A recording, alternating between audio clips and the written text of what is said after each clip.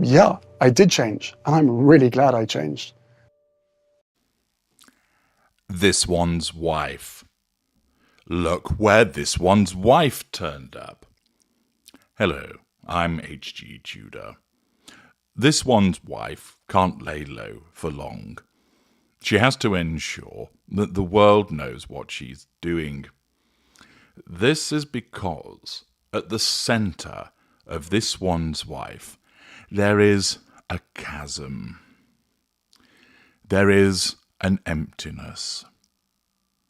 And that emptiness makes its presence felt to this one's wife with a sense of unease, a sense of anxiety.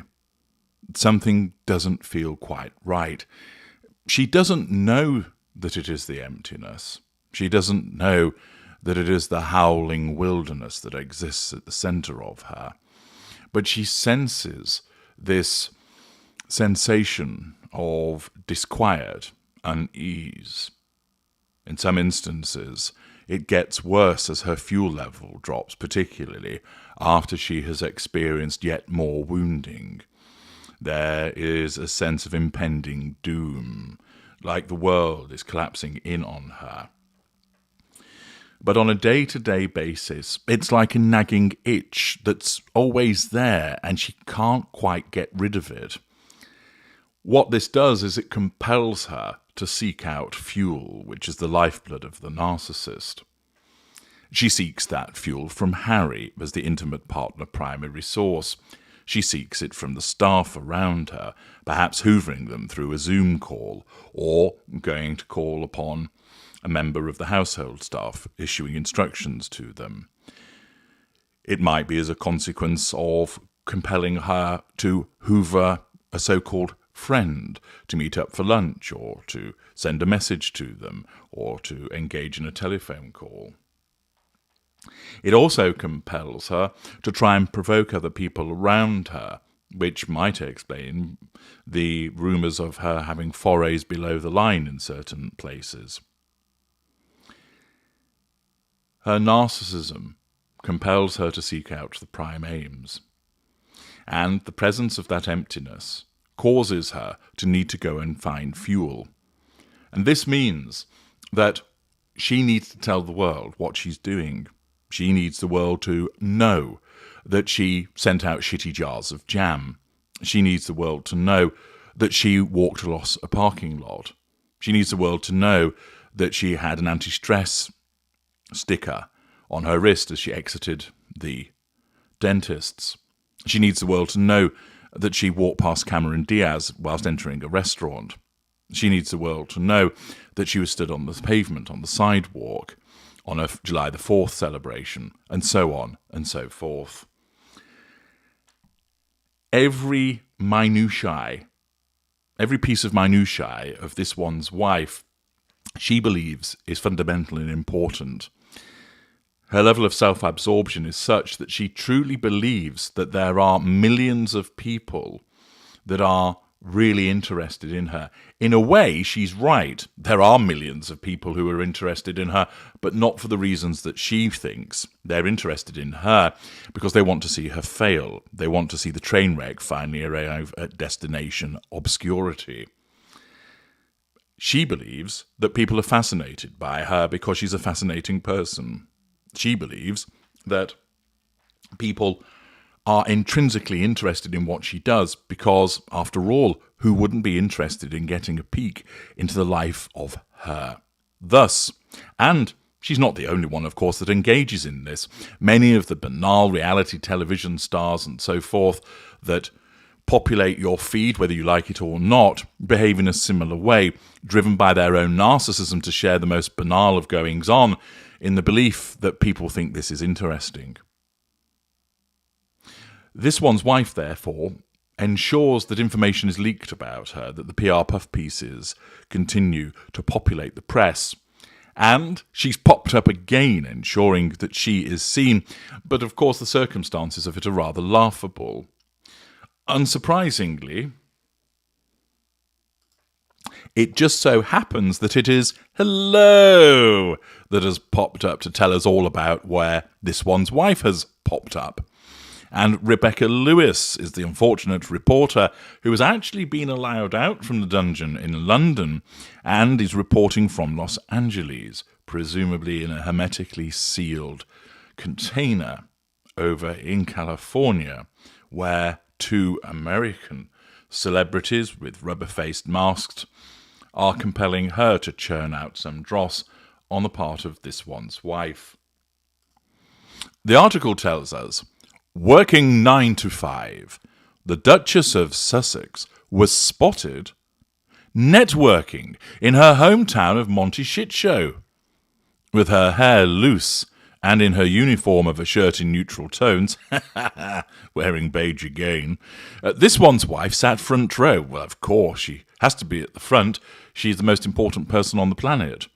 And she was at an event hosted by Greycroft. What are Greycroft? Well, according to the description provided by Hello, they are a seed-to-growth venture capital firm that partners with entrepreneurs who are striving to build category-defining companies across intelligent consumer and enterprise applications, AI infrastructure, sustainability, and consumer products. And breathe.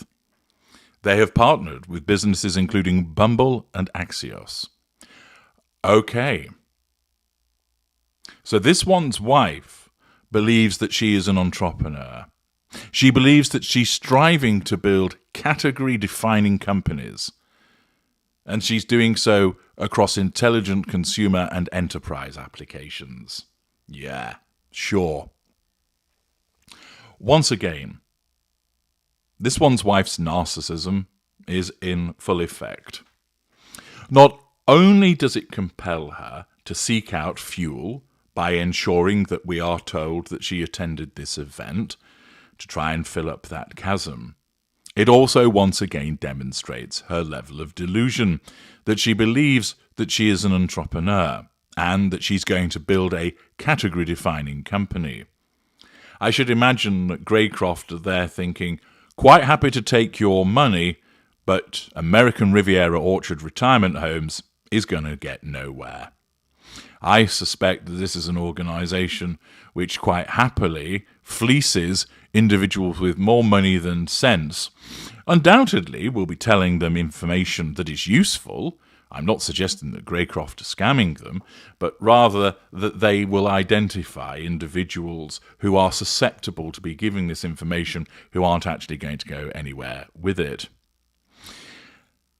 It just so happens that a picture of this one's wife cropped up on somebody's Instagram account, which just then happened to be picked up by Hello. Isn't that fortuitous?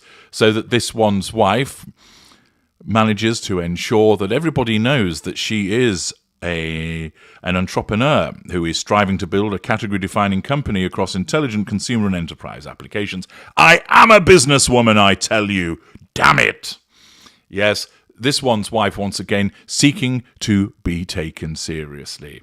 And as you can see in the picture, there she sits, matching the colour of the chair upon which she is sitting. She's quite good at doing that these days. A little while ago in New York, she managed to look like a tube of toothpaste and blended into the chair there as well, if I recall correctly.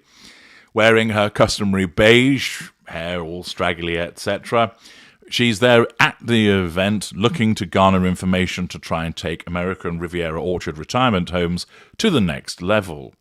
She certainly does try, but this is driven by her delusion that she seriously believes that she is a player with regard to doing this. But for once, she's actually seen to be doing something rather than just sitting at home poring over social media. The post on the Instagram account comes with some text which tells us, in business mode, yesterday this one's wife attended an invite-only event. Well, of course, she's uber special, isn't she? Featuring a curated guest list of selected individuals at the Rosewood Miramar Beach Hotel in Monty Shit Show, just a stone's throw from the Sussex's home. Thanks to an amazing follower of mine for giving me the heads up. Wonder whom that might have been. Selected individuals, i.e., These are people who are trying to run businesses, but they are clearly going to need our input, and we'll charge them a nice fat fee for doing so. It was an event hosted by Greycroft. Then explains what they do again. Apparently, Greycroft has raised over $3 billion in capital, has made over 400 investments since inception, including Bumble, Axios, and more. Well, there was this one's wife. It was held a few days ago. There was a speech by Brian Bustamante Nicholson, a growth investor, who shared that everyone in the audience had been invited because we want to work with you as investors and entrepreneurs, and we can't wait to build with you all. Or, more honestly, you've got money, we want it. Hello espouses the virtues, of course, of this one's wife as being a businesswoman by telling us this one's wife's appearance does not come as a surprise, as she has been forging her own path as a businesswoman since her and husband Prince Harry left the British royal family in 2021. I thought it was 2020, but there we are. Alongside the Archwell Foundation, the pair have also inked deals with yada yada yada, telling us about Netflix and telling us about podcasts and telling us about American Riviera Orchard retirement homes, telling us about the fact that she's invested in Clever and Ethic. And then we get all of the blurb about what Clever does.